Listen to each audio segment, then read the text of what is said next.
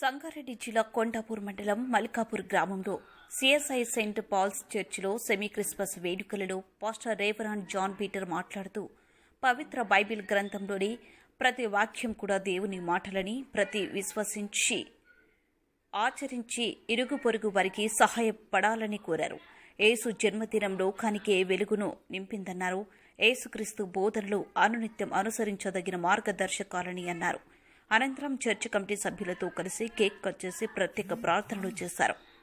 ఈ కార్యక్రమంలో డబ్బు ప్రమోద్, ఎడ్ల రజనీకాంత్, కందుకూరి అనుష, కృష్ణ ఆధ్వర్యంలో ప్రత్యేకమైన లైటింగ్ మరియు చిన్నపిల్లల దేవుని మహిమ పరుస్తూ చేసిన ఆటపాటల కార్యక్రమాలు విశేషంగా ఆకట్టుకున్నాయి. ఘనంగా జరిగిన సపోజ్ క్రిస్మస్ సంబరాలలో మల్కాపూర్ గ్రామ పెద్దలు, మహిళలు, యువకులు, పిల్లలు అధిక సంఖ్యలో ఉత్సాహంగా పాల్గొన్నారు.